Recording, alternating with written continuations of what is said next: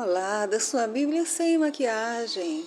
Bom, você não disse nada sobre a minha conclusão, primogênito, unigênito. Então, vou considerar que concordou. Quem cala consente, não é assim que diz o dito popular? Maria foi uma mulher corajosa e emancipada. Ela poderia facilmente ter sido apedrejada, conforme o costume da época, quando as mulheres engravidavam sem estarem casadas, mas ela disse sim ao anjo. E por isso é que Jesus teve a oportunidade de estar conosco em carne e osso. Espero que José tenha lido Deuteronômio 24:5 e tenha dado a ela muita alegria em retribuição ao seu sacrifício. Mas hoje o assunto é outro, o primeiro homicídio.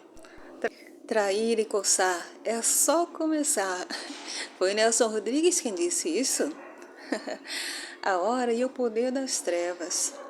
Isso quem disse foi o próprio Jesus, lá no capítulo 22, versículo 53 do livro de Lucas. Incrível a força que o mal tem, não é? E carisma, parece que o mal atrai. Alguém faz alguma coisa errada, logo tem um montão de gente fazendo igual. Isso não acontece quando alguém faz o bem. Até os atores dizem que é mais interessante interpretar o malvado. Em Eclesiastes 8:11, Salomão diz que, porque não se executa logo o juízo sobre a má obra, o coração dos filhos dos homens está inteiramente disposto a praticar o mal. Há muito tempo eu li um livro em que o personagem comentou que não há história sem os maus. Detalhe, ele era o cúmulo da pureza. Você notou que nos versículos 6 e 7, Deus conversou com Caim, mas ele matou Abel mesmo assim? Em Atos, no capítulo 6, versículo 15, eles viram o rosto de Estevão como o rosto de um anjo. Depois, dá-lhe pedrada. Faz lembrar Mib 3, onde há morte, sempre haverá morte.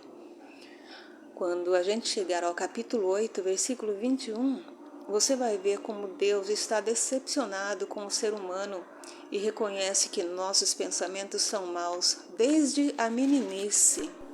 De onde vem essa maldade? Se Ele nos criou à sua semelhança, será da liberdade que Ele nos deu? E a gente fica tipo, o que é que eu vou fazer com essa tal liberdade? Por outro lado, em Isaías 45:7, Deus diz, eu formo a luz e crio as trevas. Eu faço a paz e crio o mal. Eu, o Senhor, faço todas essas coisas. Quando Isaías está prevendo a vinda do Messias, no capítulo 53:10, ele diz, ao Senhor agradou moê-lo, fazendo-o enfermar. Depois, no mesmo livro de Isaías, no capítulo 57, o versículo 1, diz assim, perece o justo e não há quem considere isso em seu coração. E os homens compassivos são retirados, sem que ninguém considere que o justo é levado antes do mal. No Êxodo, nos capítulos 4, versículo 21, 7, 3, 9, 12, capítulo 10, versículos 1, 2, 20 e 27, capítulo 11, versículos 9 e 10, capítulo 14, versículo 4, o próprio Deus diz que vai endurecer o coração do faraó para ser glorificado. Repare o que diz em Êxodo 21, versículos 12 e 13. Se alguém ferir ao outro para que este morra, sendo que Deus o fez encontrar nas suas mãos, pode ter alguma coisa mais estranha do que isso? Sim. No livro de Jó, no capítulo 1, dos versículos 6 ao 12, El Diablito está pedindo permissão a Deus para infernizar Jó. E Deus permite. Em Lucas, capítulo 22, versículo 31, Jesus está dizendo a Pedro que Satanás pediu para cirandá-lo como trigo. Satanás pediu para cirandar o Pedro como trigo. No livro de Pedro, na primeira carta do Pedro, capítulo 5, versículo 8, diz que o diabo anda em derredor, bramando como leão, buscando a quem possa tragar. E finalmente, em Mateus, capítulo 10, versículo 29, Jesus diz que nenhum passarinho cai sem a vontade de Deus. Quanta coisa para se pensar, não é? E difícil de interpretar. Você já ouviu falar que todos nós estamos vivendo um grande teatro? Procure ler Jeremias, capítulo 12, dos versículos 1 ao 6. Ainda assim, eu vou deixando a seguir mais algumas coisinhas para aumentar o nosso vocabulário bíblico.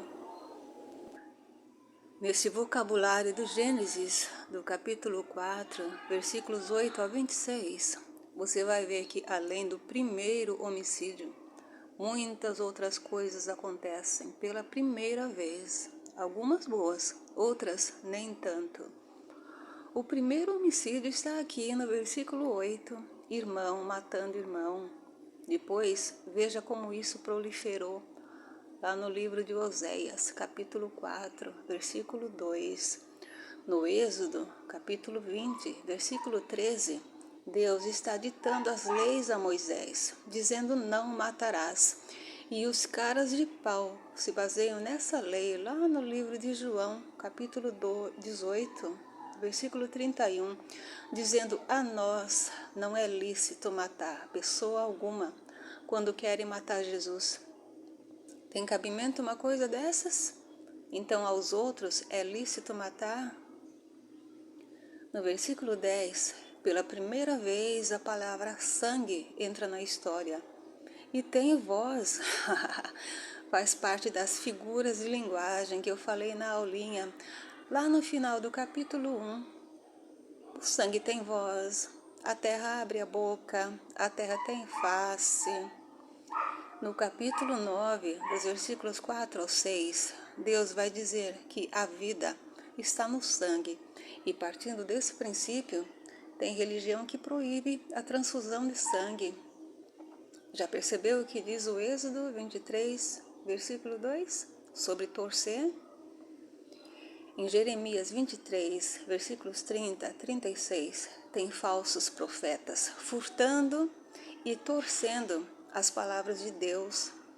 Deus disse claramente para não ingerir o sangue como comida. Não falou nada sobre não poder preservar a vida do enfermo. Nem havia esse tipo de medicina na época. Nesse mesmo versículo 10, surge a palavra clamar. Depois disso, veja como se tornou rotina usar essa palavra, clamar, clamor. Até hoje, as igrejas a usam o tempo todo.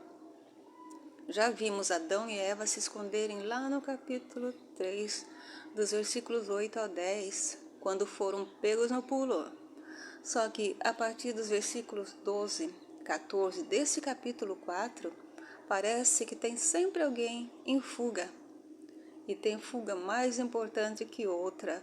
Dá uma atenção especial para as leituras que deixei em negrito, como, por exemplo, primeiro livro de Samuel, capítulo 21, dos versículos 10 ao 15.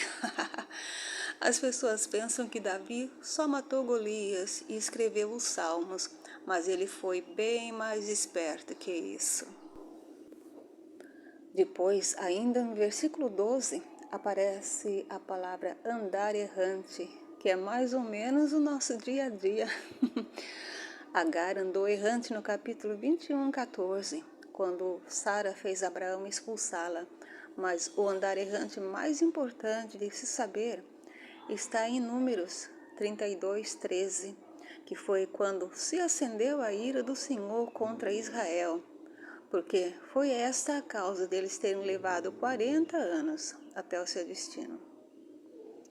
No versículo 13 surge a palavra maldade, e depois vai estar na nossa vida até hoje.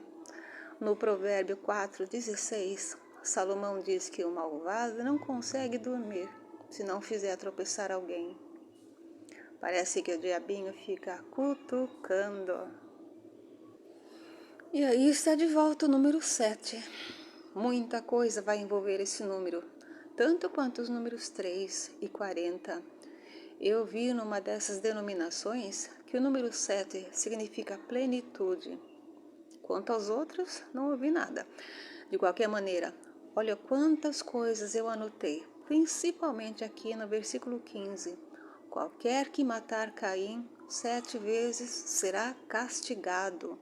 No versículo 24, Lameque, que provém da má semente de Caim, será vingado 70 vezes 7. No entanto, em Mateus 18, versículos 21 e 22, Jesus está aconselhando os discípulos a perdoarem 70 vezes 7. Talvez para aplacar a malvadeza do povo, que não via a hora de apedrejar alguém. No livro O Semeador no Campo de Centeio, Holden está perguntando para o colega religioso se ele achava que Jesus perdoaria Judas, e o outro disse que não. E você, acha que Jesus perdoaria? Eu já ouvi dizer que tem uma religião que considera Judas santo, dizendo que Jesus combinou com ele para ser entregue e assim se cumprir a profecia.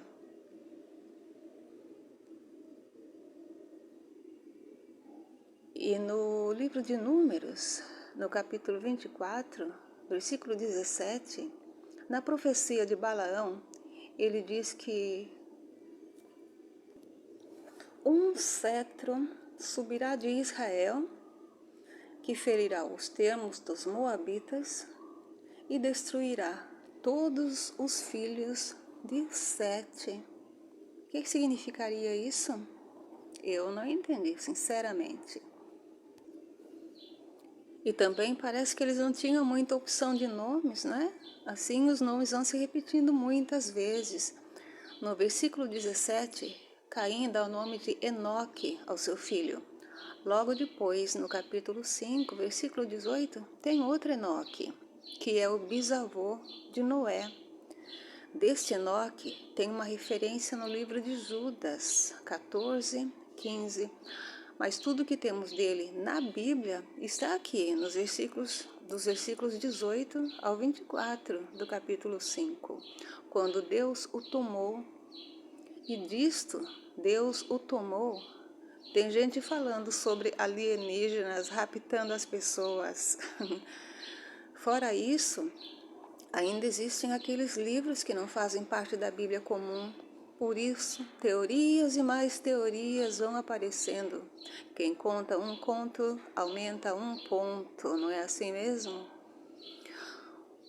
O outro Lameque é o pai de Noé, ou seja, um matou, o outro pacificou. No versículo 20 já aparecem as tendas e o povo vai viver em tendas por muito tempo.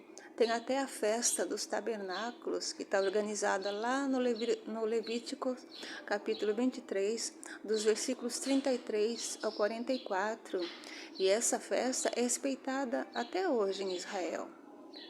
Em João 7, coisas importantes vão se passar com Jesus durante essa festa, que não é mais do que a Páscoa, que é o costume deles desde o Êxodo, capítulo 12. Foi lá que surgiu essa história de morarem em tendas. Paulo tinha a profissão de fazer tendas no capítulo 18 do 3. No capítulo 18, versículo 3 do livro de Atos. Olha quanto tempo! E o povo já gostava de música. No capítulo 4, versículo 21, Jubal foi o pai de todos os que tocam harpa e órgão, mas olha quantos outros instrumentos vão surgindo mais adiante. Davi entrou na história tocando harpa para Saul no primeiro livro de Samuel, no capítulo 16. Agora, no capítulo 4, versículo 22, tem Naamã, que é a irmã de Tubal-Caim ou Tubal-Caim. A dificuldade da pronúncia dos nomes já vai começando. Nada consta sobre Naamã, mas no livro de Josué, no capítulo 15, versículo 41, tem uma cidade na herança de Judá com esse nome. Será por causa dela? Não sei. Só sei que eles dão seus nomes às cidades, conforme a gente for vendo no livro todo. A partir do versículo 26, se começou a invocar o nome do Senhor. Interessante notar que Deus não falou com mais ninguém depois de Caim, e se passaram 6 gerações até que Adão conheceu novamente a Eva, e ela deu à luz a Sete, o qual foi o pai de Enos, e a partir daí se começou a invocar o nome do Senhor. Por aí se vê como somos seres espirituais e buscamos constantemente uma força superior. No livro dos Atos, no capítulo 11, versículo 26, é quando os discípulos foram pela primeira vez chamados cristãos. Em João 14, 6, Jesus diz: ninguém vem ao Pai, senão por mim. Por que ele diz vem e não vai, se ele ainda está com eles? Porque provavelmente já começa a sentir que não faz mais parte deste mundo. Na Bíblia, até as vírgulas têm que ser meditadas diligentemente. O que estamos lendo não é o que está escrito.